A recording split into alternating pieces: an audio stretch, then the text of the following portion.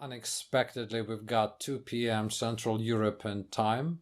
I'm very happy to see, and I'm very grateful to everyone who found time and possibility to join us in today's masterclass dedicated to evaluation of creditworthiness. It will be, I don't know what your expectations, but it will be explaining the term creditworthiness and the parameter which is called creditworthiness in the methodology which we call holistic approach to credit management. I will try to explain later on why it is called so and what's this methodology. I will touch it a bit, and in the end of within nearest hour or maybe a little bit more, because I prepared a lot of material for today. I will see how will it go. It will be partially, let's call it theoretical, provided that there is no better theory than there is nothing more practical than good theory. There will be practical side. There will be gifts, at least 2 gifts for each and every one who participate today. Then you decide to take them or not. And couple of words about today's rules. There are only 3 rules for today's masterclass. Please follow them strictly.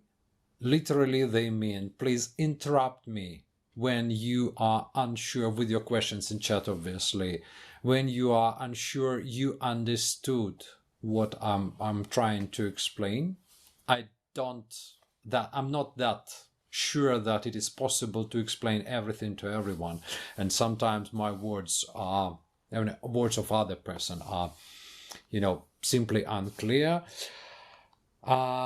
Please ask questions, as much questions as you can until you understand. And the 3rd rule, please don't hesitate to dispute me, because I believe that in open discussion, in clear, exchanging clear positions, we are developing credit management. So I'm not insisting that I'm always right. I never thought so. Although like every one of us, I got a tendency to do that. And please dispute, please have a look and express your position, express your opinion. Okay? Today, our topic is masterclass, and in the introductory part of today's masterclass, I would like to share with you my favorite, I call it, tale about crying credit analysts, and why this will explain why we use this non-standard approach to assessment of credit management within holistic approach. There is one of the biggest stereotypes in the credit industry says that we supposed to give credit, or we supposed to grant credit to good guys or to credit-worthy companies, and we supposed not to provide credit or not to grant credit to anyone who is not credit-worthy. Partially, this is truth. And we all look for that simple decision like, okay, here is this, Andrei is good guy, we will grant him credit, and then Peter is bad guy, he has bad reputation or whatever it is, we won't grant him credit.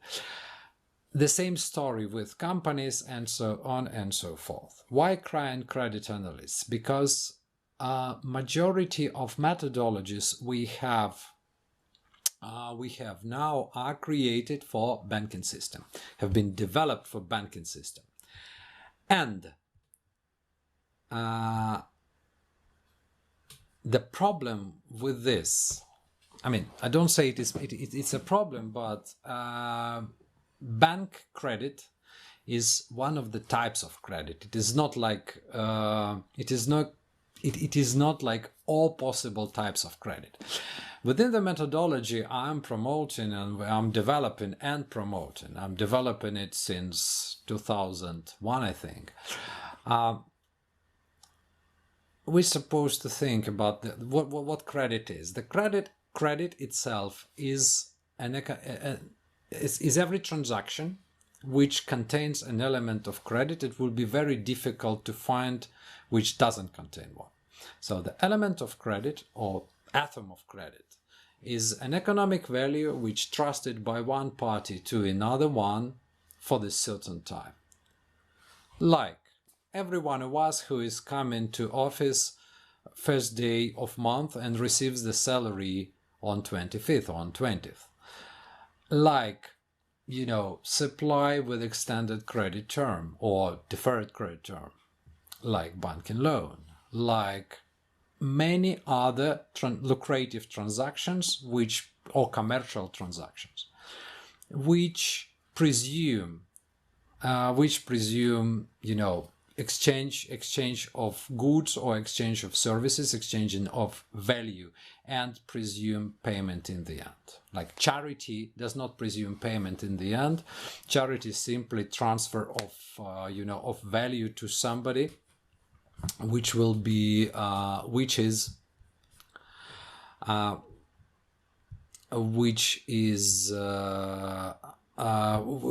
not presume exchange at all. And since we got element of credit, we normally take credit risk. So one of the sides of a transaction will provide credit to another one, and therefore there will be credit risk involved. We will be speaking about that. Preparing to today's and sorry for that. And then somebody found that when we grant credit or banking loan, we're supposed to give it. Thank you. When we grant credit, we're supposed to look at our counterpart and decide on risk. And everything goes and works extremely well within this banking methodology, because if you look at, I will just repeat it, if you look at majority of books and majority of academical works regarding credit risk, you will find that majority of them, or more than 90% of them, are written for banking system, for banking loans. But not all transactions in the world are actually similar to, or that similar to, banking loans, or they are not exactly the same as banking loan. Yeah? We are in different position when we grant credit to somebody, or even to physical person, or when we go to work and when we sign in, like a working contract with a company. We're supposed to provide credit to a company, but we are not in the same position as bank, granting credit to a company or to the individual. Another interesting evidence to that is a research made by one of my colleagues and friends in University of Freiburg.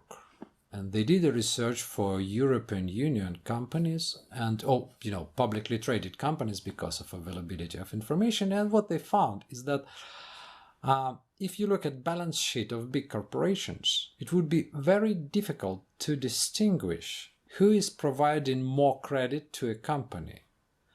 Banking system or financial system or banks, which are financing them, and creditors. Trade creditors who are providing goods and services on deferred or extended credit terms. This is more or less in parity. So the world of credit, at least about 2 times bigger than only banking system. So, and So we got like different situations where companies or other economical agents provide credit to their counterparts, but we try to manage credit, or let's say majority of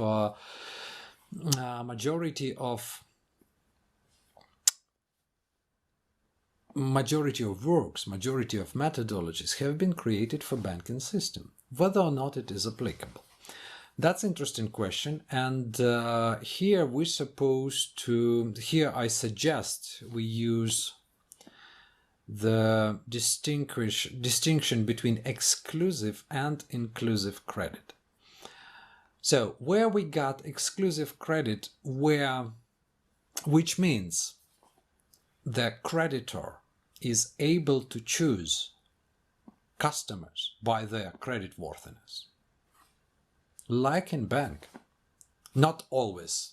I know that in banking system this happens quite often, that they have to compete as well. But when you got proper you got an ability to choose between customers and to have a right to decide, or possibility to decide, I will grant credit to this guy and I won't grant credit to this guy, and there is nothing that your future of the business and development of business and future profits are not dependent on that, like a bank who is granting credit, who is deciding to grant or not to grant credit to a customer, and if they say no, there are other 5 customers who are coming for loan. And on the other side, imagine a producer of goods who has to compete with other producers. And if they don't grant credit to this or that specific customer who wants to buy their goods, there would be their competitors who will do that. And then they are in much more difficult position, because they have to balance credit risk and their commercial opportunity. So in that case, the credit is used as competitive advantage, and it is called inclusive credit, because credit is used to attract new customers. And in this situation, granting credit is taking risk, and non-granting credit is also taking a risk. That's why it is called inclusive. And each time we say yes to a customer, we understand the risk, and each time we don't grant credit to customer, we're supposed to understand what do we lose. And therefore, in the situation of what is called inclusive credit, we are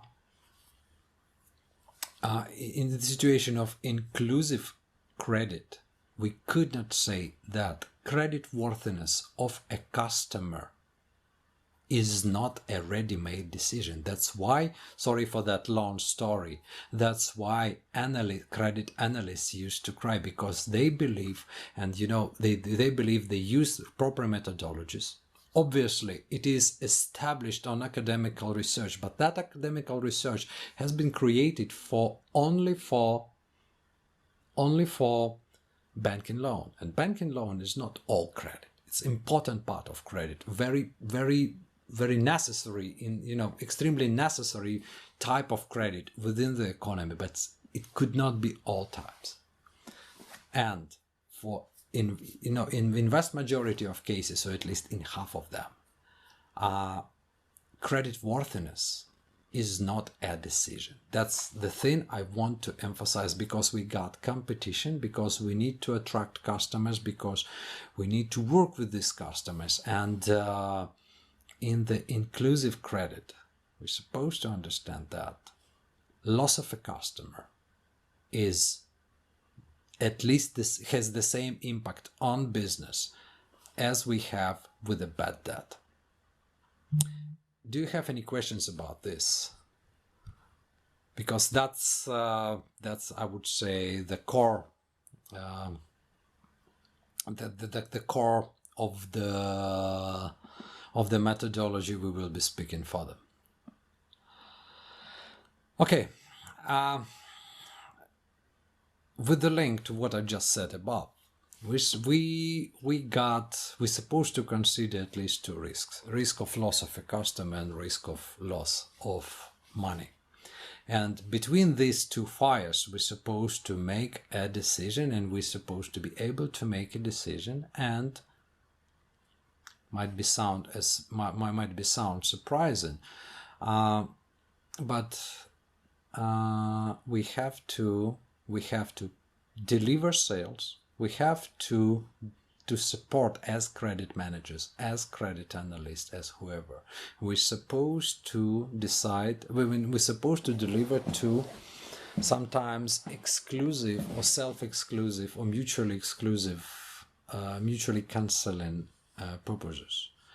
First of them is support trade, because credit exists only to support trade by purchasing and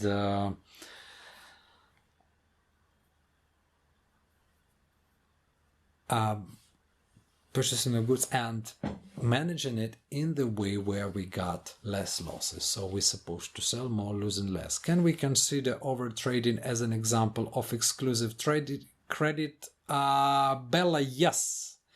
Over trading for a company where, let's say, the company is selling regardless credit risk, or regardless the credit risk they take, or simply does not pay any attention. Yes, this is over trading, and sooner or later this company may end up with the big bad debts which will consume the profits. However, this company could be lucky. The thing is, if the company is able to simply relies on a good luck, that's one of the story. Another story, when we say over trading, it's quite interesting. I got an example in my practice where the company has clear understanding that all of their customers got zero credit worthiness, which means that they could lose all of their receivables at any single point of time, from tomorrow and day after tomorrow, any single day. For them, there is a choice: either they leave the business and leave the market for their competitors, or they continue to do this business and they find a way to work with it. Since I've already mentioned that the credit worthiness of a customer is not a decision, this also means that if we got zero credit worthiness of a customer, this does not mean we don't grant credit to this customer. This is not automatic decision. We simply take into account the credit worthiness of a customer, then compare it with something else and take a decision. Then we decide what to do. Yeah, this is the point. Okay, let's start with today's core presentation. I just want to share with you a little bit of researches we did, or a couple of polls we made.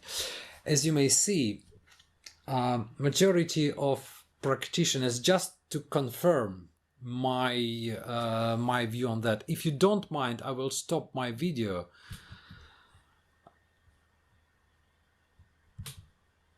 So I will feel myself a little bit more free, and I don't believe I'm that beautiful. So as you can see, majority of practitioners believe that creditworthiness of a company, in this case, supposed to be reflected as a percent, so default probability, and majority, which normally banking methodology in the bank, default probability is used for decision making and for the setup, and only 26% believe that it's supposed to be reflected in currency, so for decision making. Again, there are many different ways to take credit management decision, to take credit decision. And another interesting topic is that you can see that majority, this is not the big selection. I try my best to attract as many people as I say, but out of 21% who participated in that, not that many people believe that creditworthiness, or let's say methodologies for creditworthiness from the bank, are equally applicable to all other types of credit, especially when we speak about real sector. But what I mean is direct application. So should we use creditworthiness as it is in the banking system? We go further. Before we start speaking about the methods or approaches to assess creditworthiness, we're supposed to remember why we grant credit. So in very general term, credit supposed to give us more sales, supposed to give us more loyalty of customer, which in the end, comes down to income. But at the same time, granting credit bringing us risk of bad debts, and it brings us financial cost and many other costs like administrative cost and so on and so forth. But this generally means expenses. And when we speak about managing credit, we're supposed to increase our income as we are doing business and reduce our expenses. And this also in very, in a cut form, in a shorter form, bring us to credit itself. So how the task looks like. We all are either credit analysts or credit managers or even financial person. I know that there are many people who are not credit pros or credit managers. They are, but they have to take decision. So if we get to the trade credit or B2B credit between the companies, how does the practical task looks like? We simply say, okay, somebody comes to finance department or to sales department, whoever is responsible for accounts receivable, sometimes even customer service, and say, company has new customer. They're ready to purchase 10,000 units at price of 90 at 45 days open terms. Request from let's say from top management, who said, may we grant credit to this customer, and and on what terms? Under the terms, in very general situation, we speak about limit, we speak about credit term, and then we speak about collateral and security. May I just ask you to type in the chat if the task you got in your work looks similar to what I put here on the slide, or maybe it is extremely different. So to make sure we are following the same direction, and we are on the same page, would you mind to just either confirm or explain how it looks like in your situation? That's what I've seen my whole career, and what's on the slide, what I see from my customers, from my course attendees and everyone. So majority of them, it looks like this. Again, if you would like to consider different angle within our masterclass, we will have time. I'm a bit prepared for that, so we will try to. So put your questions in the chat. Thank you, Amanda. So, and normally using sense of humor, sense of credit management, humor, the biggest problem of credit manager is that, or credit analyst or whoever, we're supposed to give an answer. So whether or not we grant credit or not, because the problem with decision, we always say in business, it is not like black and white, because this guy is not good or bad. It is something between that. Absolutely, I am completely agree with that. But the decision is black and white to a certain extent, because we either grant credit or not. Okay.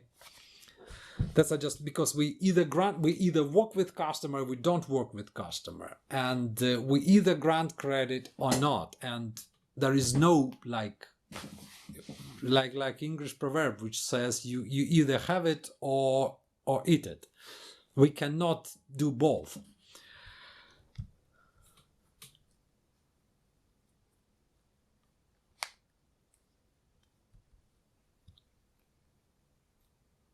Yes, exactly. That's Tiago. Thank you very much for that. That obviously, very often we have to. Obviously, we have to assess, and we have to assess creditworthiness of existing customer. At least we're supposed to know that. And obviously, there is a situation when the new credit manager is coming to the company and sees their portfolio. And just to give you an example, and based on the research of Swiss Credit Management Association, 45% of Swiss companies, I mean, quite developed market, 45% of companies simply don't know creditworthiness or financial stance of their customers. So somehow they take decision. Then imagine that a credit manager, new credit manager, comes to the office, looks at portfolio, and then asks, do we know something about the creditworthiness of these companies? And then there is silence in the and then silence. Nobody is able to say something. And what is creditworthiness? We believe that the creditworthiness, I promise to break stereotypes, like customer pays on time. And extreme example of what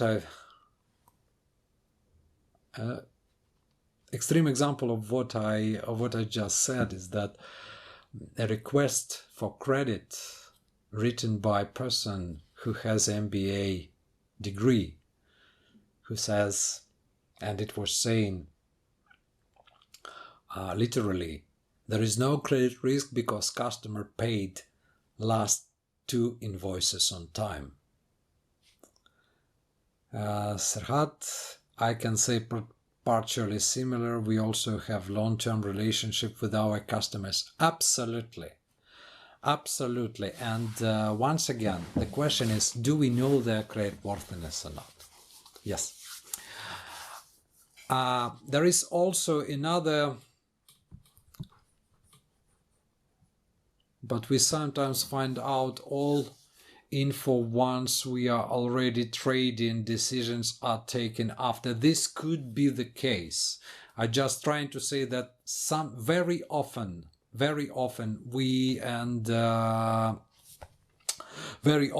have this situation where the credit is already granted and then we assess creditworthiness.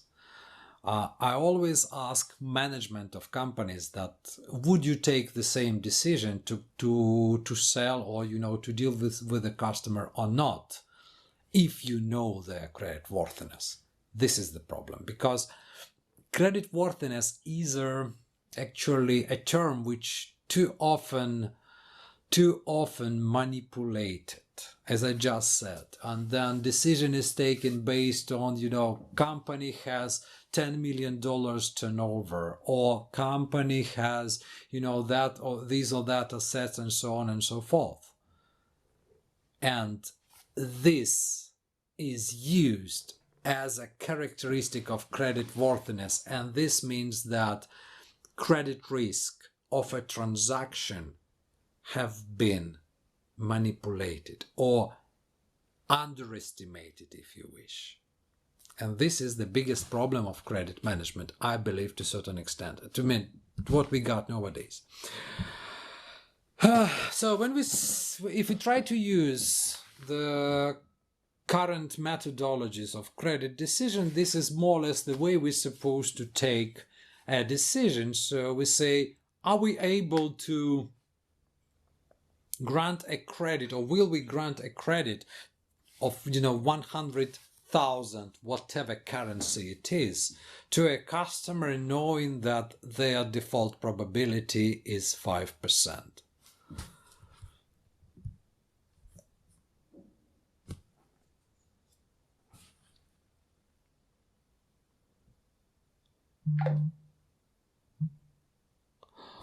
Jose, I think we will discuss that. We will discuss that in the end, in the Q&A questions, but we speak about creditworthiness of a customer. We'll explain the term. So if this question, if you would wish to repeat this question or this comment, we will discuss it. But anyway, thank you very much for the comment. So this is more or less the way I started to work when I was, very young credit controller in the beginning of my career. So that was quite interesting. I found that, we're supposed to take a decision how much credit we're supposed to give to a customer, which is also interesting question. I send you to Masterclass what is called credit demand. This 100,000 is really credit demand. And then we got default probability.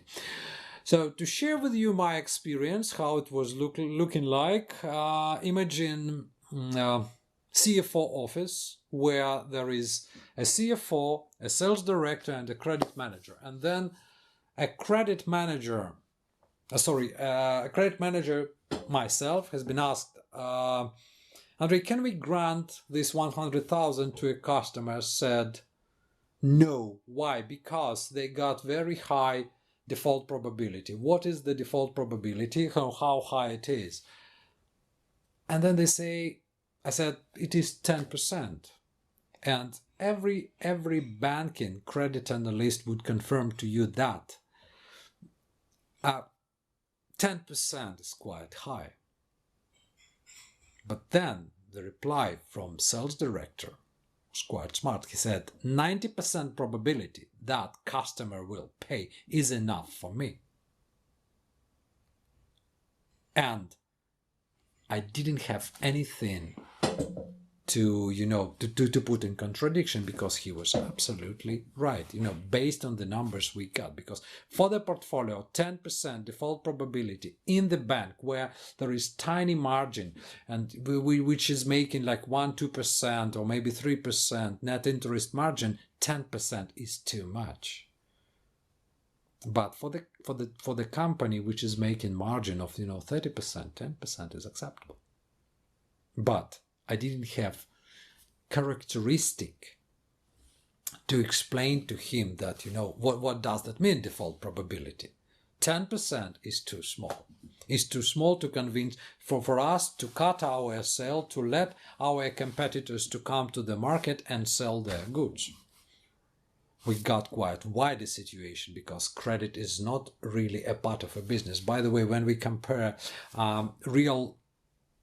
real sector and financial sector, we're supposed to remember that in financial sector, like in bank, the credit is product itself. It is a product, but in the real sector, credit is supportive services.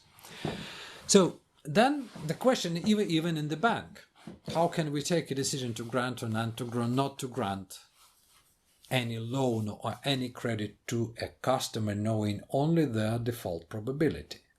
I've tried myself. I mean, if you have an idea what to do with that, obviously through the portfolio, through the company risk appetite, I understand this huge methodology, but the problem is we're supposed to either grant credit to this particular customer or not. And default probability would be not very useful instrument here. Technically speaking, we got situation like this. So we need, before we take a decision to grant this customer a credit of 100,000, my idea and my experience shows that we're supposed to know how much credit we could grant to this customer, how much credit it is safe to grant to this specific customer. And this makes us in much more clear position, where we can, first of all, take informed grounded decision ourselves, and then we are able to communicate. Yeah, because speaking with our colleagues in sales and in marketing in other departments, by the using the terminology like default probability on this everything, we won't be clear. But when we speak to other departments and to other colleagues, but in terms of money, this becomes quite clear, isn't it? So when we say we are able to grant to this customer this or that amount of money, and it is safe to grant this customer this or that amount of money, this or that amount of credit, it would be quite easy to compare what they ask for and what they are capable to. And in this case, the decision becomes much more clear. And it could look just like this. We take creditworthiness, so we know how much money it is safe to provide. So how much money it is safe to grant to this specific either physical person or company or whoever, state organization, whatever it is. And then we compare a credit demand with creditworthiness, and then we set somewhere what is called credit limit, because credit limit is neither, it's not creditworthiness and it's not credit demand, it's just our decision. So then we decide how much credit we will grant to this or that specific customer. And coming back here, in this case, it would be quite easy for us to know that, like, when we compare, like, customer is asking for 100,000, and then we simply we got different ways to take a decision. If their creditworthiness is 0, this will be one decision. Then if their creditworthiness is somewhere around 100,000, this will be another decision. And if it is, or maybe higher than 100,000, I had such a case, it was quite interesting. I will let you know, I will explain it to you afterwards in the end. And then if we got customer who has creditworthiness of 10,000 or 90,000, these are different ways to decide. And you already intuitively, I believe you intuitively see that, how different it becomes. And just saying something a little bit earlier, I would say that, that company with, if we use models which are created for banking system, very smartly created, but if we use like Z-scoring, Altman Z-scoring formula, we will see that, a big corporation with billions of turnover and small firm, in the garage might have the same default probability. And how it is compared to our 100,000 would be quite difficult to decide. Therefore, we need to compare comparable, and we need to compare creditworthiness with credit demand, and to make our decisions clear to us, easy for us to make and communicate to our colleagues, we need to reflect, or it would be suitable to reflect, creditworthiness in money. And then we can come back to this slide and see that there are 5 ways to manage risk. You know them, I believe, some of you know them better than me. We can hedge, we can transfer, or we can mitigate, or like diversify, we can accept and we can avoid. So there are 3 different options, at least 3 different options to take. So we can put credit limit on the level of creditworthiness, and this will be avoidance of risk. We can accept all risk, and we can get all the opportunities. I mean, we speak about decision making, or we can add security. And most important, what we got now, just like to say that we better know creditworthiness before we ask for security. So we know how much security we need, and we can be precise about our decisions. So now we are coming to the definition of creditworthiness, and now we try to define it. First of all, what is creditworthiness in our methodology? It's amount of economic value which could be safely trusted to a counterpart without present payment or collateral. So how much credit we can get, or what is the customer's or counterpart's ability to take and repay as a credit. Important comments about this term is that it makes sense only for a specific entity or a person who actually accepts the contractual obligation to pay. It doesn't exist for any group pay or any group, just like any average group or group of companies or something like that, unless there are contractual links or documentary links between them.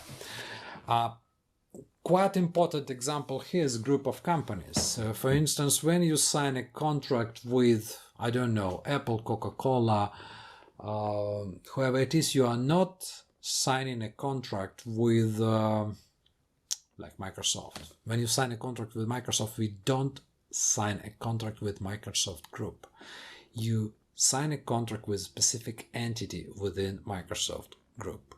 Specific legal entity in specific country under specific registered under specific legislation, and when you sign it, you cannot rely mainly on financial statements on their parent company, on their owner, whatever it is. We will be speaking about that later on.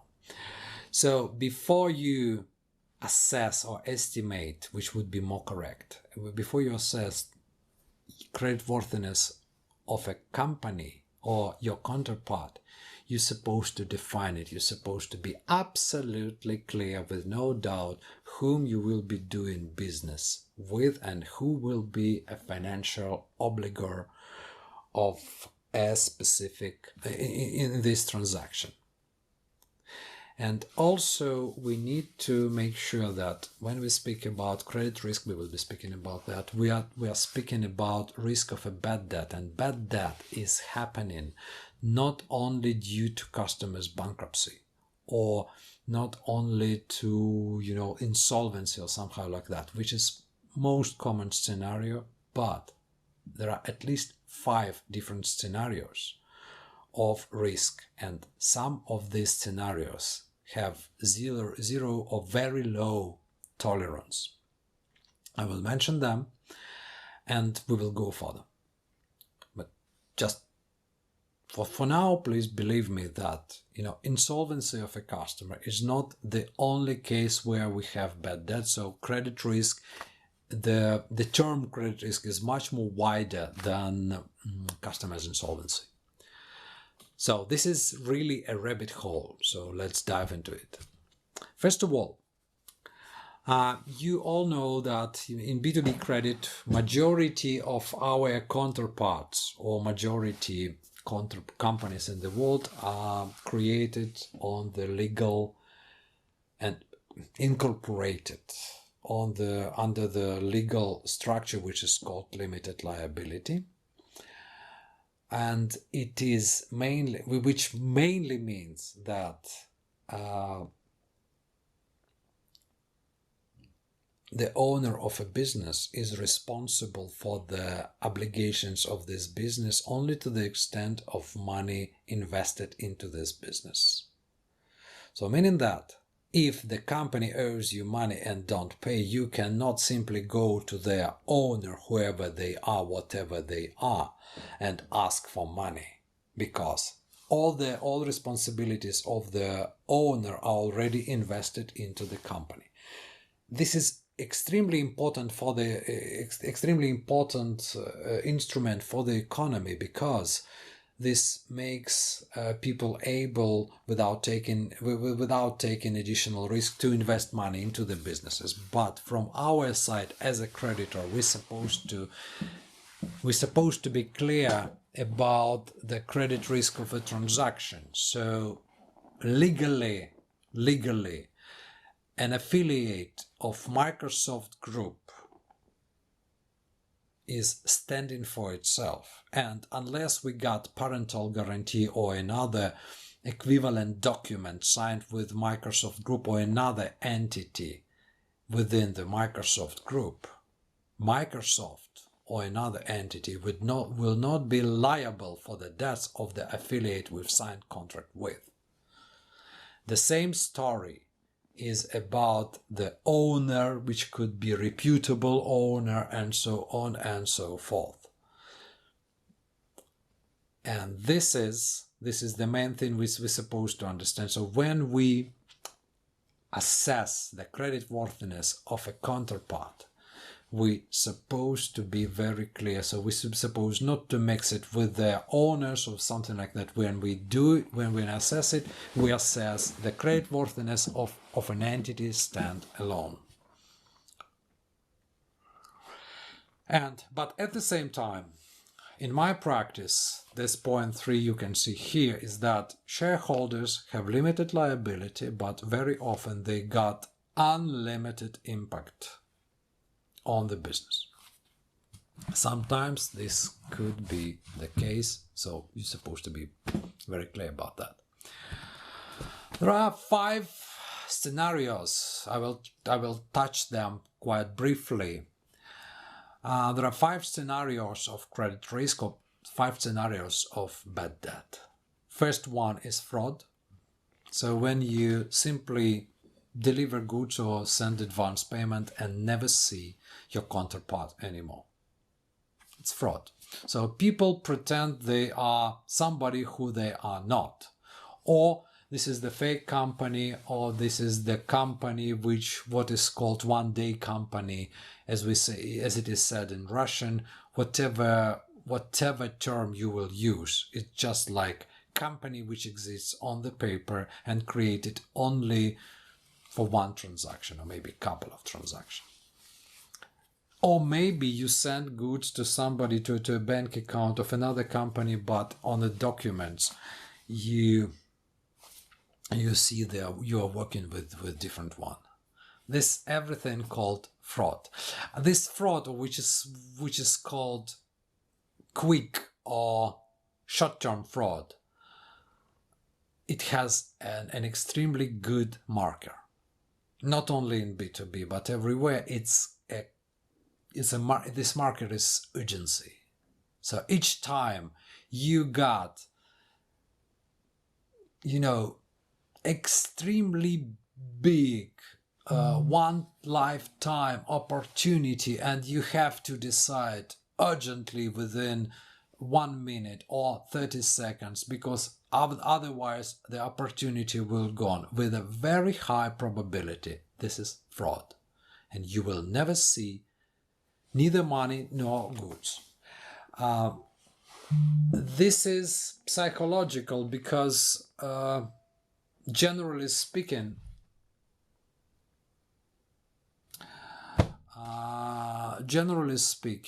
these types of fraud just working on one simple situation. They don't give their victim time to think.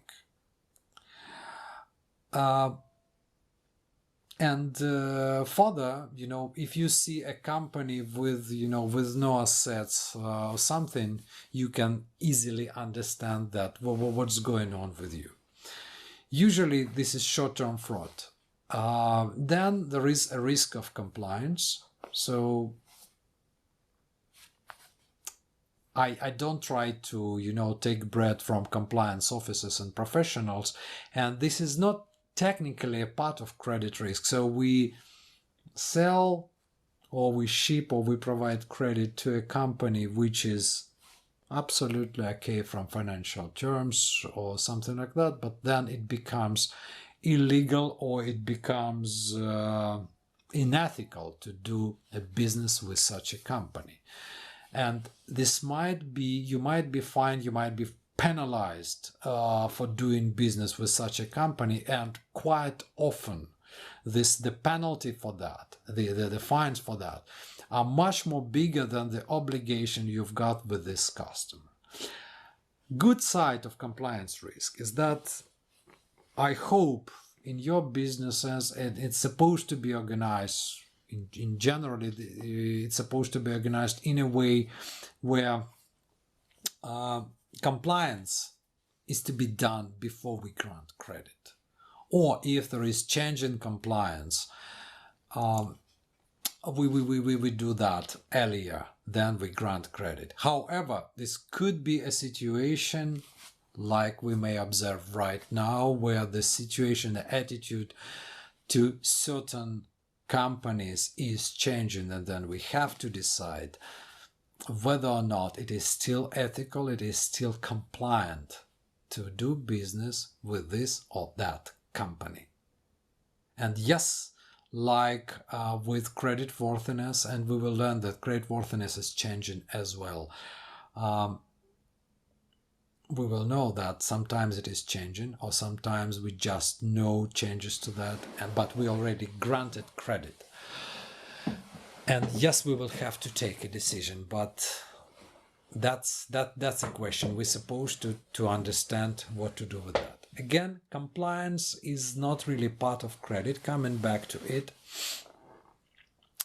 compliance usually supposed to be, it's actually answer to a question whether or not we can mess with this or that company or counterpart at all. I had such a situation in my practice where the situation has been changed. There was a customer in a country where, sanctions came, and it was back in 2010. Sanctions came over, and then we had to take a decision whether or not we will continue to do business with this company. Then we had to take a really difficult decision. We took it, and there was loss of money. In the end, there was loss of money, again, not because customer was insolvent or something like that.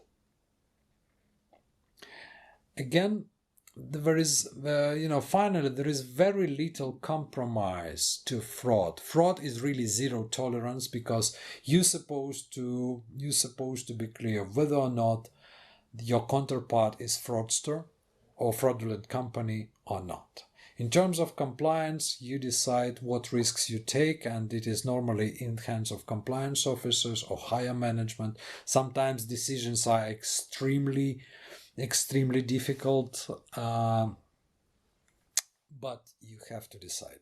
On our channel, by the way, we had a discussion with high level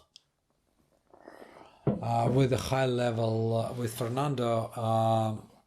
Fernando Dyer, who is very high level professional compliance officer, and he was explaining the situation. So again, compliance is not black or white, but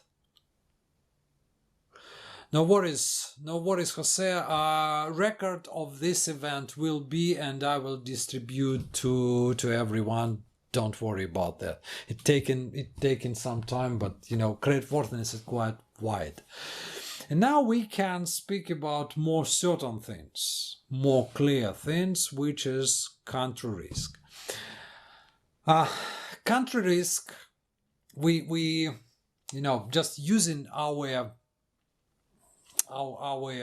critical thinking, we may understand that no business is an island. No, it exists in a certain jurisdiction under the certain legislation and so on and so forth, and the economic situation and the general situation in the country is affecting this company's ability to do business. In my home country, what's going on, better than me. And you might understand that even very creditworthy company may be restricted in its operation. So reading news about the countries you are dealing with is very important thing. So especially when we speak about risk of military actions, let's stay unengaged, and also actions of government and so on and so forth. Plus to that, you better know what risk of a specific country you take when you deal not only with the market itself, but with a specific company. So when we say about the credit risk of a counterpart, we speak about a company in a specific jurisdiction, so there will be an effect. There are two ways to estimate or to assess this risk. One of them, you take a risk, you take rating of a country if it is available for majority of countries on the globe. This risk available, you may take credit ratings which are publicly available for free for the country from Big Three, if you wish, or Big Four, whatever. When we say like Moody's, Standard & Poor's, Thomson, and others, you may use country risk from insurance companies, which are also publicly available, and then you decide what risk you are happy to take, which one you consider as big or small. Another good approach is using what is called again the risk, what is called bond rating equivalent. You can see here there is investment grade, there is speculative grade, yes, very speculative grade, and then substantial risk in default, or the company is in default. You see, normally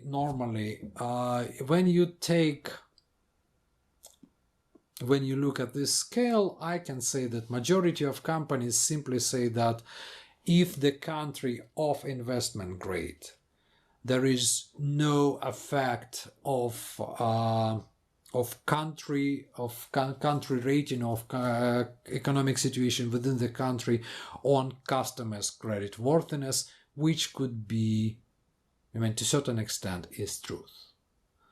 When we go lower under the to the speculative grade and low, there is an effect.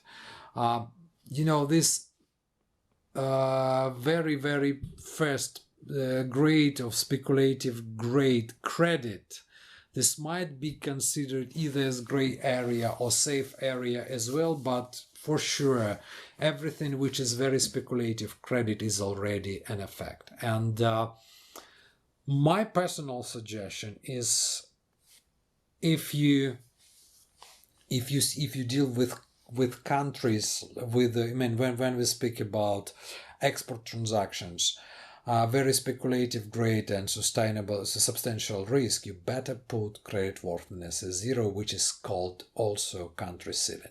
Some companies put as a country ceiling like investment, or speculative grade, which is also an approach. As you will see, as you will understand from further, everything which is connected to creditworthiness is really conditional. Another approach, the problem, the main problem with country risk is that rating agencies are very conservative in their assessment, in their rating actions and changes of their rating. So very often the situation in the countries changes before rating agencies change their ratings. So sometimes situation happened, and then only after several days after they changed their rating. So it is not that operative, I would say. It's not that timely. And it's quite difficult to predict. There are many examples. You may wish, you may have a look at changes of credit, at changes of credit ratings of companies. Recent example are Russia and Ukraine. and have a look when the action started, which like military action started, and then you see the changes of the of country rating, and you will see that it comes with delay. So to be a little bit more predictive, you may have a look at sovereign, what is called credit default swaps, which is a tool which is kind of insurance for the debentures of a country, for country debentures or state debentures. And it has its own rate, and you will see that if the price for this credit default swap is increasing, which means that creditors or buyers of debentures are buying them more and more and more. So when it is growing up in percent points, which this normally means that there is a very high probability, or too many creditors expect negative effects in the country, and therefore your counterpart will be affected by that. The problem with credit default swaps is that they're also not covering all the world. Another good approach to that is, again, speak with credit insurance, look at their ratings, or better use combination of this everything. And it would be wise if you have an ability to speak with economists or follow them. So if there is country report, or if there is a possibility to have an opinion of a professional economist, you better do it. Especially when you are speaking about when you got in subject quite big transaction, big deal, or long-term investment. So very useful to simply say that country ceiling is, again, country ceiling is not the very best, but it is quite simple, and it is free of charge. You simply take country rating and look at it, but don't think that it gives you everything. Just to mention that, imagine you got 100 customers in 100 different countries, and usually credit department or credit analysis department simply don't have that that much resources to assess all these 100 countries, time and everything and work. So in this case, it's clearly understood that it is very clear that countries could be assessed with quite quickly with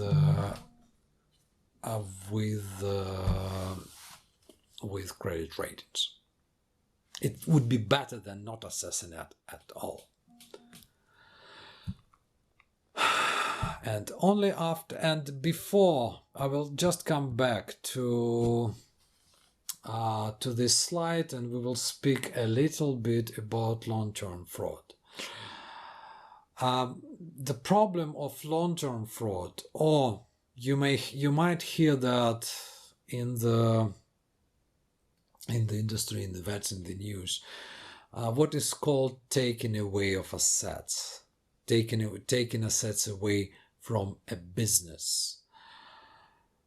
It looks, and it has more or less the same effect on you as a creditor as insolvency might have, but the problem is it was what is called intentional or conscious insolvency, when management and when shareholders of a business simply taking assets out of business and leave creditors to arrange among themselves. I strictly against the terms like customer management and supplier management, because we would never manage neither our customers or suppliers. They got their own managers and shareholders, and they literally can do with their business whatever they want. And we will never know when this beautiful idea of taking assets away of a business will come to the mind of a specific person, but this could happen. There are signs of that, like one of the major sign of that, when the customer is coming to you or counterpart is coming to you asking for a certain amount of credit, normally very big, and they agree on every possible term, like price is not an issue. When we are in banking business, or we would like to assign, percentage interest on the credit, they say it's not a problem, especially when they agree on a quite high level of interest. This is supposed to be a market that you need to dig much more deeper to understand their motivation to do that, because with a very high probability this will be a long-term fraud. So why it is called long-term? Because normally this is a worthy or credit-worthy company with whom you worked, quite long period of time, then they start doing things, let me be politically correct, incompatible with normal business. In my career, I was lucky enough. I've lost, based on my decisions, based on my actions, we've lost only a very, very tiny amount of money, but this amount was lost exactly on the scenario which is called long-term fraud. So be careful with it, and simply pay attention to every cases I just mentioned, and there are many more of them. So you need to to predict it or to prevent it, you need to think like fraudster if you can afford it. That's the only way to predict it. And finally, we come to the scenario of insolvency. And when we speak about insolvency, we're supposed to know how solvent our counterpart is. And when we speak about individual, we may discuss later on, but when we speak about a company, we're supposed to see their financial statements.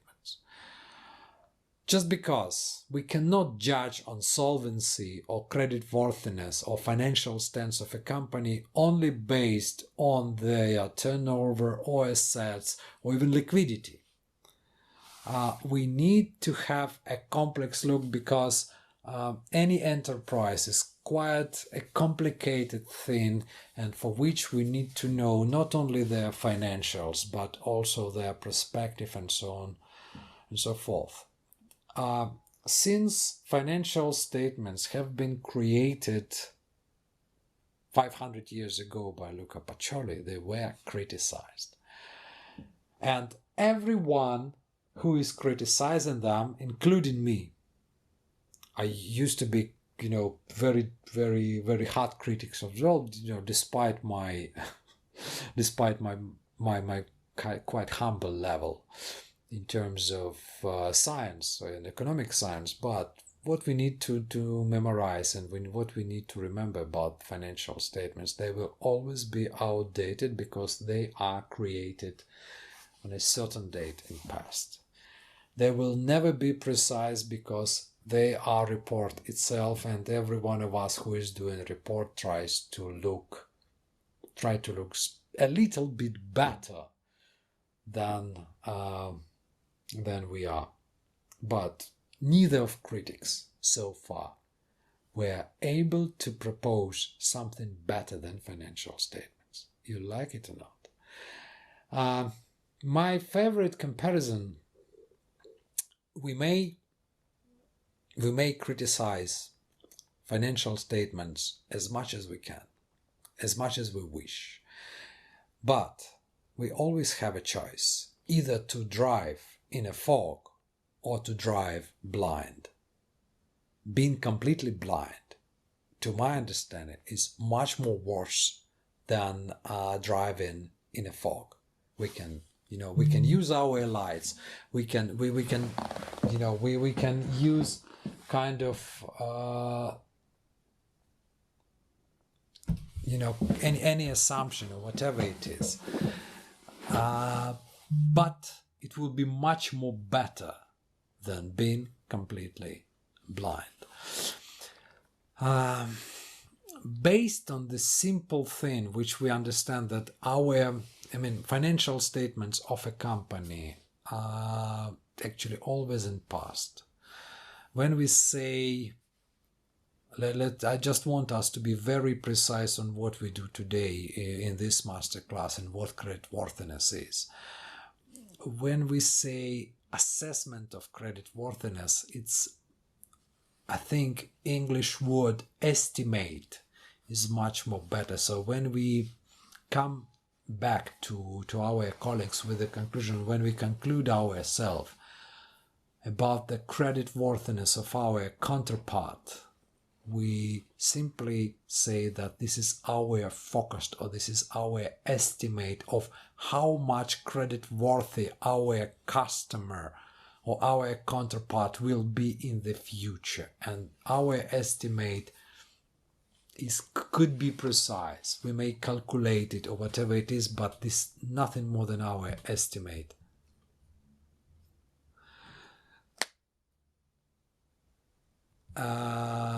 This is nothing more than the estimate. So when we say we believe our counterpart will be that much creditworthy in the future.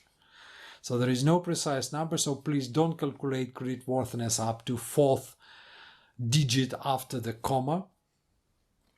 And to estimate creditworthiness after exclusion of all possible scenarios, which I mentioned before, we're supposed to take at least 3 years financial statements, better 5, so we can see trends.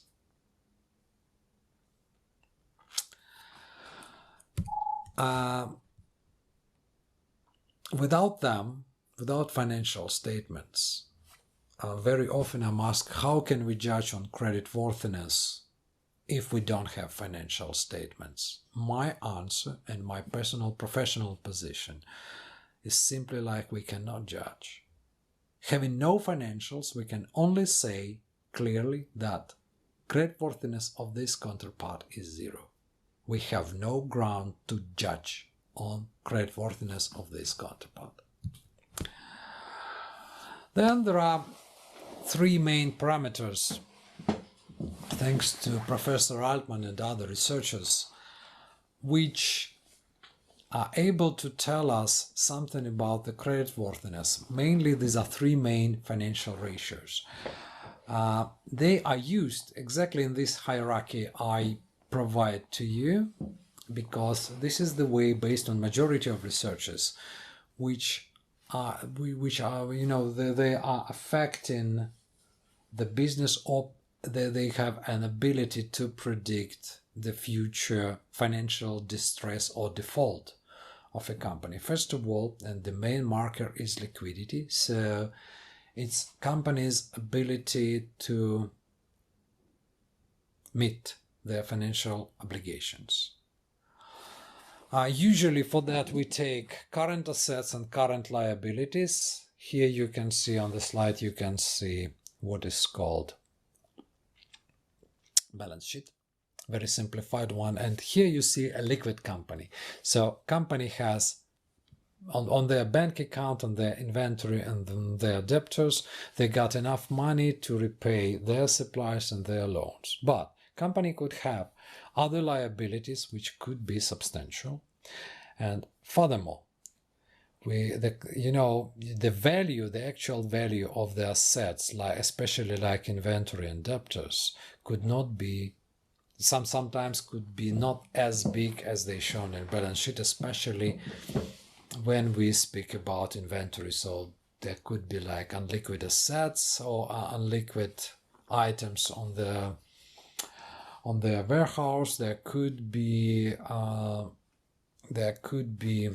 bad debts which are not recognized as bad debts, so on and so forth. So we're supposed to be quite careful when we decide about liquidity of a company. Also there is a ratio which is called quick ratio, which disregards inventory, simply takes bank and debtors. And it is very good if you have it close to 1, but usually when we take only liquid assets, bank and debtors, you decide, you can see how much money the company exactly has to repay their obligations. Then very often we're supposed to decide against what we put our money, because against what we provide credit, and usually this will be a combination between the company, between the money or the capital the company already has and the money we give. Just basic equation of accounting. You simply take assets less liabilities and you got their capital. But again, for that you need to be very careful what you take, especially when we speak about, and very common fraud with financial statements is based on intangible assets. I don't mind that, you know, big corporations got their brands which got evaluation of, you know, hundreds billions of dollars of this specific brand, like brand Marlboro costs $100 billion, like brand Coca-Cola, which I think even more expensive, others, but the problem is how quickly these brands could be converted into cash to repay outstanding. This is why I'm I'm big fan of this approach of D&B, Dun & Bradstreet, who calculate when they calculate leverage, or when they say net worth or capital, when they calculate it, they got a term or parameter which is called a tangible net worth, where they simply exclude intangible assets from the calculation and see whether or not how much this company leveraged. Too often after inclusion, too often in practice of business, we see the company which is not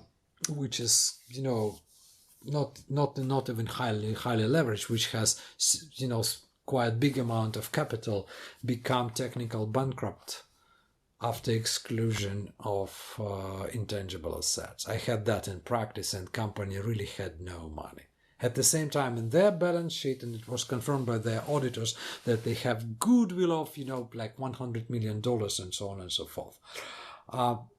Just try to be careful with that, and remember that intangible assets like, cost of brands could be, but very often you can see there like, computer software, like SAP. SAP projects may have cost like, for big corporations could be hundreds of millions of dollars, but they are really unable to sell it to somewhere to get cash out of it. So, intangible assets is very important topic to mention and to memorize. But anyway, when we calculate creditworthiness, we calculate it as a percent of owned capital or net worth of a company. And finally, we're supposed to look at profit, because if a company, just to mention last important thing, for assessment of creditworthiness, especially when you see a company whose assets are less than liabilities, there is no creditworthiness. This is technical bankrupt. There might be good reasons for such a situation, but what we're supposed to conclude is that technical bankrupt, it's not like it's just a bankrupt before official bankruptcy or insolvency procedure has been commenced against them in the court. But there is no creditworthiness, or we could even say philosophically that the creditworthiness of such a company is negative. Therefore, you simply take it and then you decide continue to work with such a company or not. Creditworthiness is only part of the equation of credit management. When we say about the profit, we understand that profit belongs to company shareholders, and if there is no profit, that their capital is to be eaten piece by piece. Every year the company is in loss-making position. So we say that company could work at loss for certain periods of time, but this will never last forever. On the picture you see here that, net profit of a company is positive, so it somehow will be distributed and some part may be used for self-financing. But if that net profit will be of the same amount but net loss, you see that if it we will make it red, and we will say that if the company would receive in the end of the accounting period the same amount of loss, it will be more or less the same as their capital. So this loss for the period may put the company into the position close to the bankruptcy. Another important thing, we need to have a look at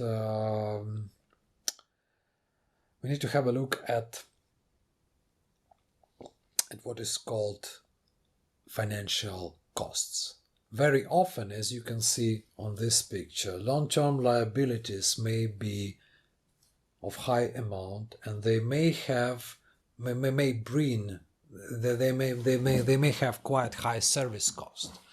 So the company simply, some companies simply don't have enough gross margin, not even net profit, to repay their liabilities, or they are unbroken even with that. And this is what is called zombie companies. So they are working only to repay interest on their debts. They may continue to operate for years in this situation, but every negative event around them will make them easily make them easily bankrupt, or may lead to bankruptcy, and you will lose your money when you grant credit to such companies. So my suggestion, if you see that kind of zombie company, you decide on their creditworthiness when you sign them at zero creditworthiness. These are general considerations. So you may calculate all the ratios, but then the one would ask, okay, how can we combine at least these three ratios all together and decide whether or not our counterpart is creditworthy? And for that, we need a scoring model. Couple of things to say about scoring model, whatever you use, and we will come back to scoring models when we were speaking about gifts. Scoring model and its main idea is to combine different parameters into one and to take decision whether or not our customer is creditworthy, or how much our customer is creditworthy. We may use any combination of ratios. Here you can see 5 of them. Here you can see that there are 5 years of financial statements have been calculated, and you see they're changing from, some of them are changing from red to yellow and then to green, so they're becoming more positive. And then those of you who are asking what is ROE and ROS, this is return on equity and return on sales. And then we used Altman's score. I don't know if we have time, and if you will be interested, we will speak about that.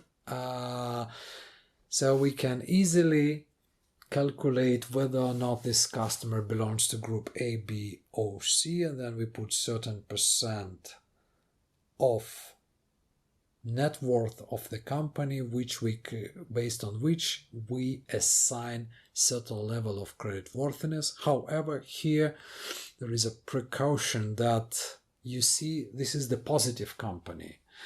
This is the company which is improving their financial situation. Therefore, they are on this range of on this distance of 5 years, their creditworthiness is growing up, but in the last year it was a little bit worse because their net worth has been changed.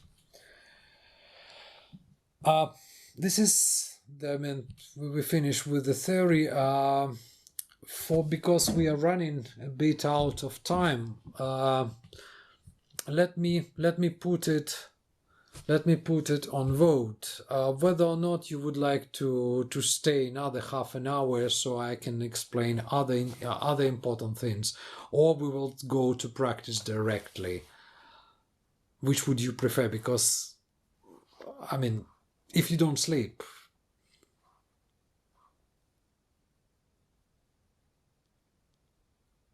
okay, so okay, thank you. Anyway, as promised, there will be record.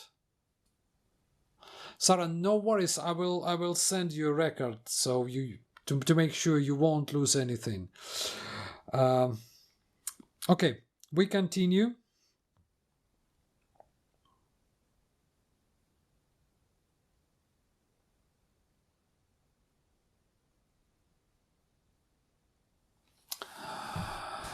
We continue. So very fast. So come back to scoring models. One of the very fast models which are providing default probability and approach was created by Edward Altman, my favorite author about credit risk. I'm learning him quite deeply. This is his model. These are calculation of different ratios.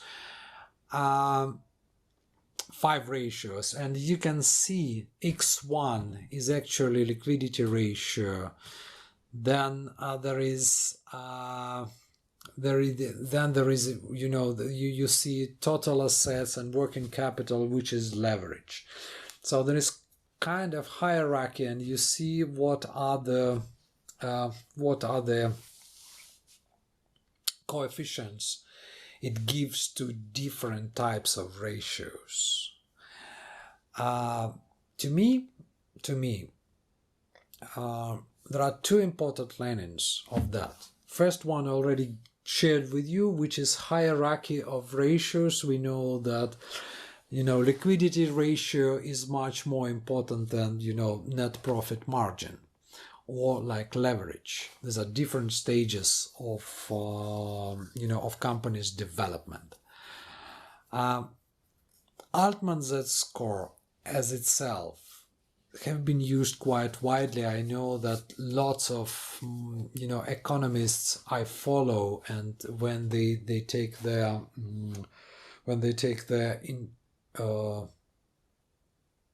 investment decisions, they also calculate Altman Z-score.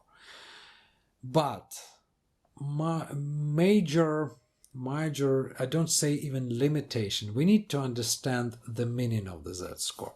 So usually you simply calculate this, and I was doing that, and I supposed to mention that this model has been created before I was born, so it has quite an experience, and it was verified many times in the economy. However, we need to understand it. We need to use every tool in our hands with clear understanding of its properties.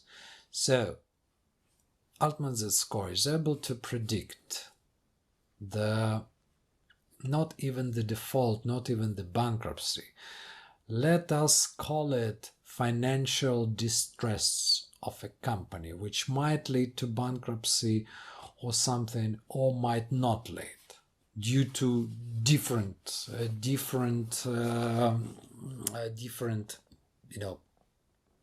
combination of events. However,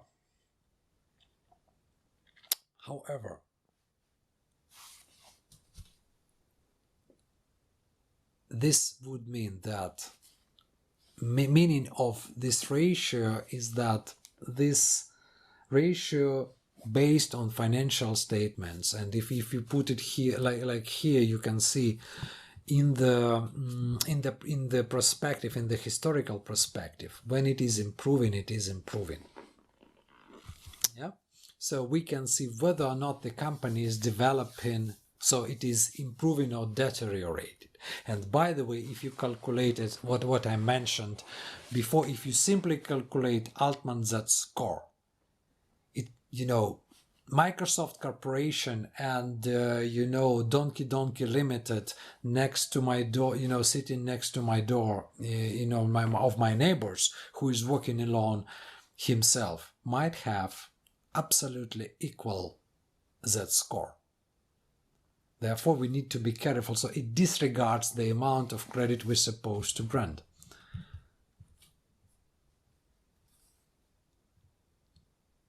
For funding assets such as rent-a-car companies, in your opinion, how efficient is Altman Z-score? Well,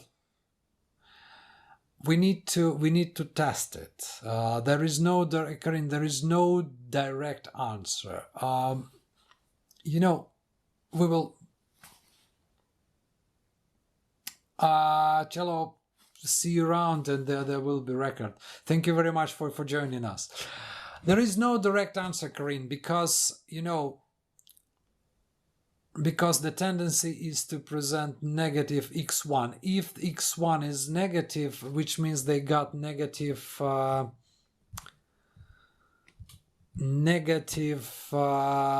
working capital to total assets, well, I believe that would be close to zero creditworthiness. But this is intuitively. I need to look at other ratios. To give you a short answer, I need to simply say that what Edward Altman says himself in his book, he says that Altman Z-score or Z-score should never be the only parameter for decision making. So just give me a second, please.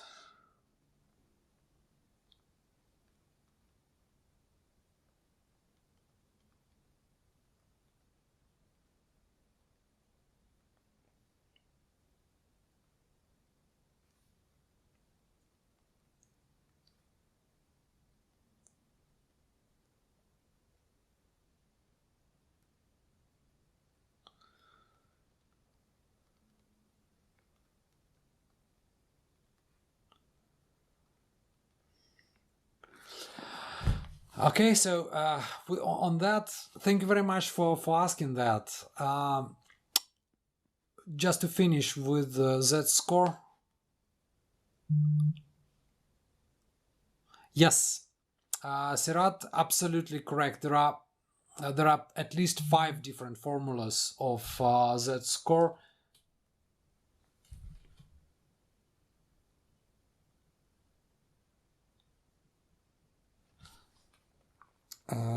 I'm sorry.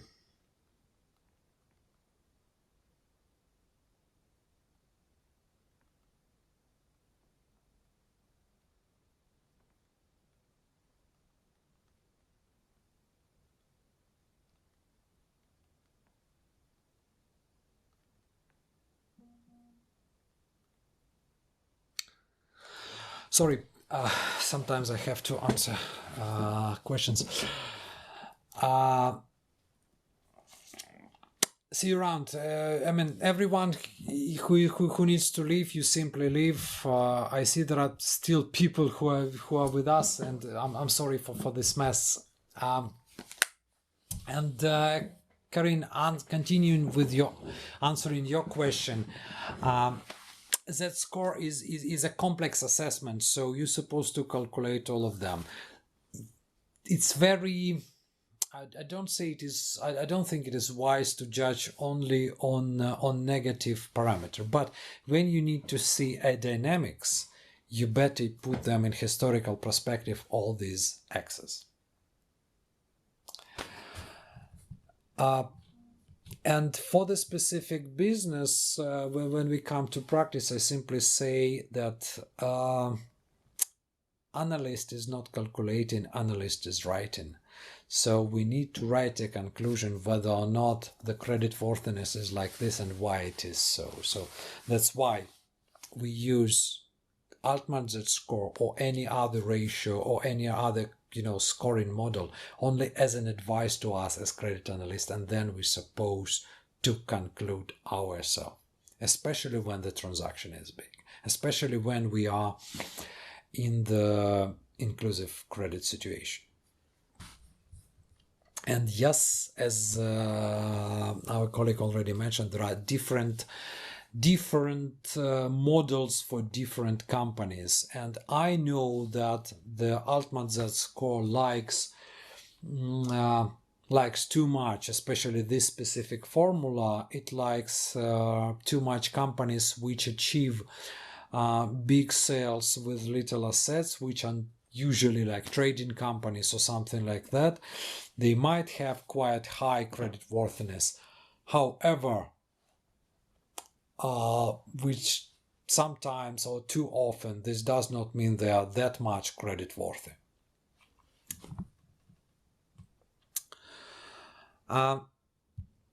And again, how it used. If value of Z-score is between 1.8 and 0, this is red zone, or the company might get into financial distress within a year, then there is a gray zone which is between 3 and 1.8, and it is everything could happen in this zone, like it is simply gray zone. And if the Z-score is above 3, the company is, let's say, likely to survive within a year.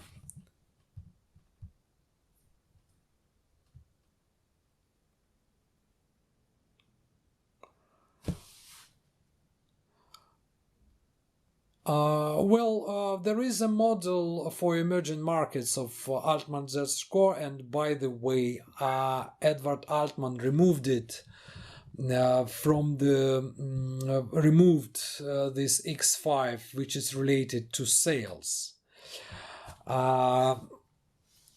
Again, we are speaking about default probability, and for this, my suggestion is to have what is called model set for every country, for specific countries, specific industries, just like that.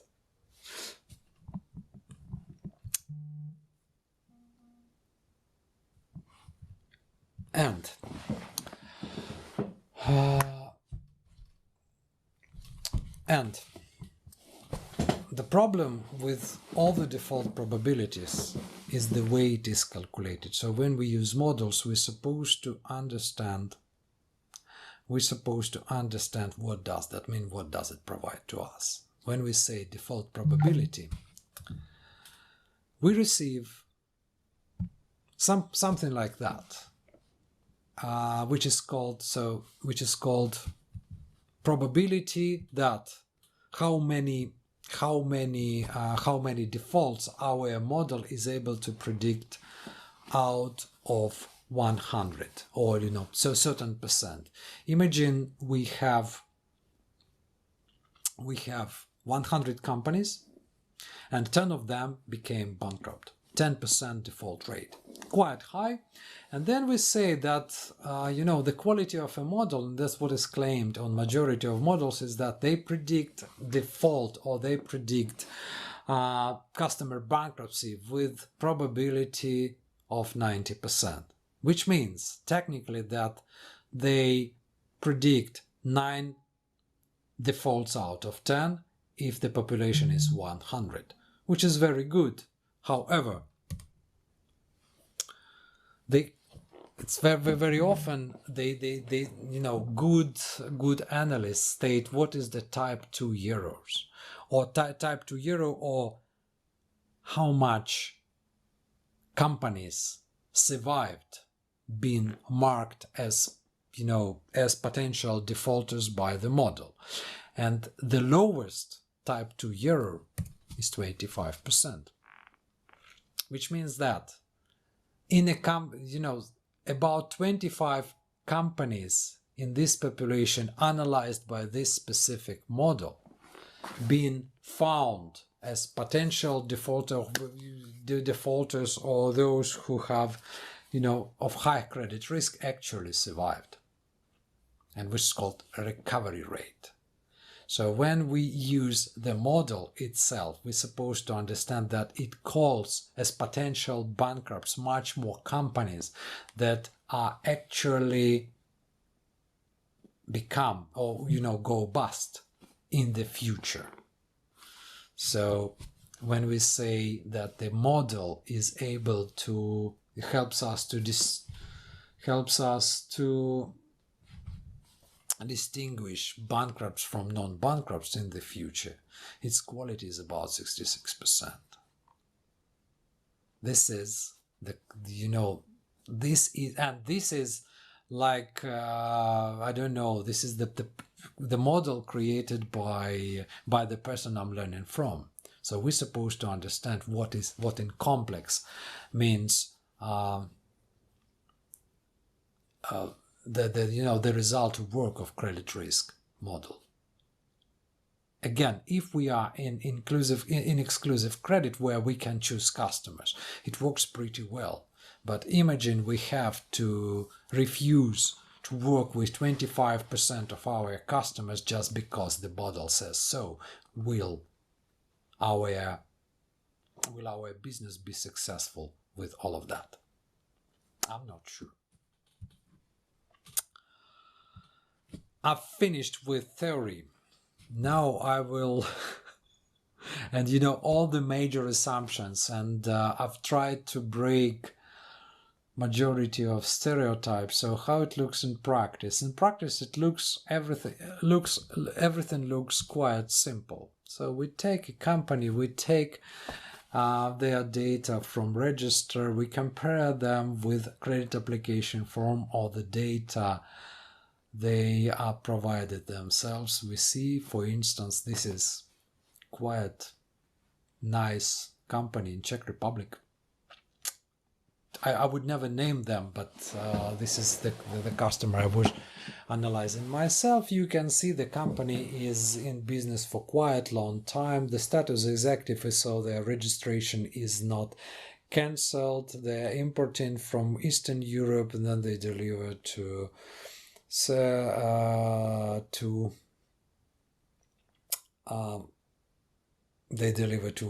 Western European countries. The name is random. I simply take it. So there is no bankruptcy proceeding against them. There is no court cases. We may add here like conclusion of our security service and compliance officers that everything is okay with them, so we can do business with them, so they are not fraudsters. Then we took the country risk. We know that Czech Republic is part of European Union. You can see ratings, and we can make a conclusion that economic situation in the country does not have negative impact on the business. So we excluded compliance risk, we excluded risk of short-term fraud, we excluded country risk. Now we can calculate the creditworthiness. For that we take the financial statements, we calculate ratios, little bit more of them, and this is, by the way, what you've seen on previous slide, just in different model. And we see that in majority of cases all of the ratios are corresponding to our models. All of them are green. We see that what is most important, we see here that majority of ratios are improving First of all, they got quite good liquidity. You see that last 2 years their quick ratio is above 1, so they got more than enough assets to repay. They got very good debt to equity ratio, which means that they got enough own capital on their, or they are reinvesting their earnings into the business. There is a bit concern of a profitability, but they still manage to work. Again, profitability is not the most important, and as you can see, they are Altman score is improving, so it's quite low chances that they will default within a year. And then the analyst, or we can make a conclusion. And again, our conclusion, that's most part of our common sense we put into that, and we simply say that low probability or whatever arguments are, we simply weigh arguments of that of the model. You don't need to worry about the model because this will be part of your package with this masterclass. What is the main meaning of the conclusion of the credit analyst is that the credit analyst is supposed to explain why the number we have, or the number calculated by the model is so.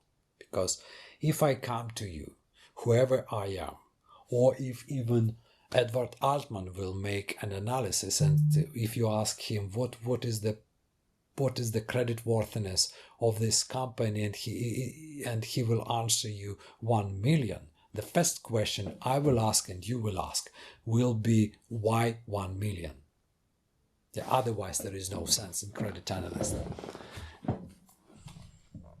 Therefore, this conclusion is actually the main part. So the number and explanation why it is so. Because analysts may cancel this probability in full due to ABC reasons, or may even increase it a little bit due to X, Y, Z reasons because of development of the company. Pretty simple of them. One of the simplest example of that is trend. Because if we know that creditworthiness of a company calculated or estimated based on financial statements has a negative trend or downgoing grade, we understand that now when we take a decision, or by the end of the year when customers are supposed to pay us, this creditworthiness will be lower. Or if the company, or we can predict that or assume, or if the company is improving like this one, it might be even higher, so we may consider a little bit higher creditworthiness as well.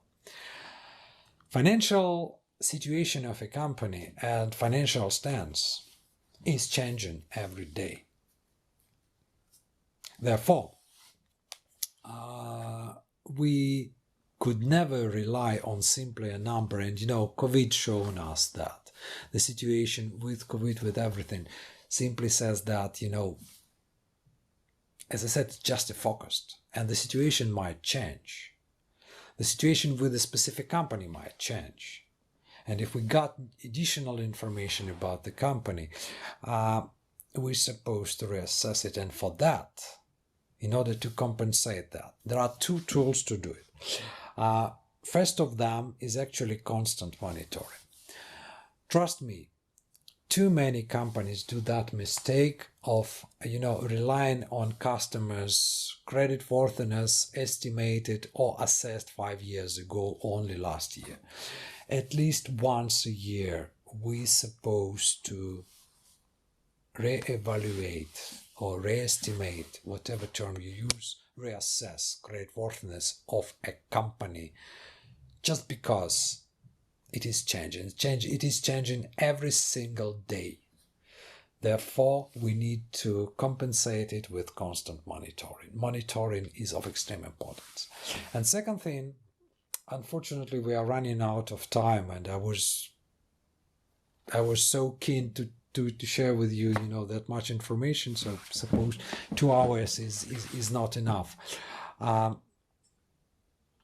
Another important thing is stress test. I will explain what does that mean, and with your creativity, I'm pretty sure you would be able to perform it yourself. The thing is, we need to stress negative. We need to simulate negative event which might happen to our counterpart and see whether or not this will survive. The simplest example of that you can see here is loss of sale. So we simply model the situation where, for instance, in 2021, this company will have a turnover less than 10 million or 21% less, which would mean that operating profit will go down by 6,000 and net profit will be minus 6,000. And then we calculate, we do a projection on the balance sheet. We know that the inventory is supposed to stay the same, trade receivables will go down, and some other parameters which quite easy to estimate. And then we come to conclusion that this company will have this level of ratios. Too many of them will be red or will be negative, especially when we speak about debt to equity on leverage. The company will become highly leveraged. It won't be liquid, but still able to survive. And we may conclude that this company may stand, let's say, loss of 10 million or something. And if we hear that they are, negative events about them, we say that, okay, with that event, we might still rely on their creditworthiness. For example, as I said, my favorite economist, when we were in COVID, lockdown, everything, they were using for their portfolio of companies, they were using the estimate that their customers, not their customers, but their counterparts, the companies they are investing to, we will lose about 30% of their turnover. That was their estimate, and that's the way they did. And then they change somehow their credit decisions. Again, first of all, stress test is not about how you calculate, but whether or not you guess correct scenario for the stress test. And to conclude about stress test and to conclude about creditworthiness, I simply say that nowadays, with these dramatic events going on around in the global market or in global economy, simply analyzing creditworthiness or simply calculating creditworthiness using credit scoring models is simply not enough. You need to be able to perform stress tests. And this is really of your importance. And then, what to do with creditworthiness, if you may ask. You simply take decision. We already hold trade credit decision making masterclass in the end of last year. I will send a link to all masterclass playlist on our channel, so you can review all of them. I promised a gift to everyone who come. So, and I said that there will be 2 gifts. First gift is a scoring model which we use for our general case. It is an Excel template. I will send to you, to everyone who registered for this masterclass, under the, against your gentleman promise that you will not be using it, you will not distribute it further, and you will be using it only for your own purposes or for your own educational purposes. You may use it in business if you find it appropriate.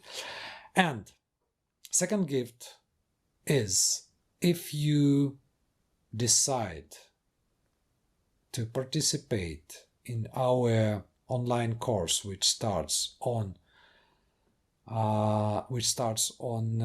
April 18th, you will have 15% discount after, off invoice. This is your gift to today's masterclass. It is, everyone who registered for today's masterclass is eligible to this discount. I got your registration data, so if you register for the course, I will see you, or not to make sure you got your discount, I will send you a promo code which you may use during the registration. So you used your promo code and you got your discount on your attendance in the course, which is called Credit and Accounts Receivable Management. Well, thank you very much for your passionate attention. I believe, I hope I was not that annoying on you. We still got, maybe a couple of minutes to answer questions.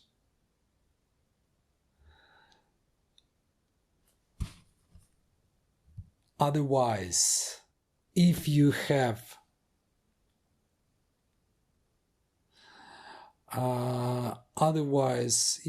questions, please do not hesitate to ask me on LinkedIn. Don't hesitate to ask me on social media, or find me on social media, follow me, get in touch with me. And Amanda, thank you very much for your conclusion, but I just wanted to say that this is very far from being comprehensive.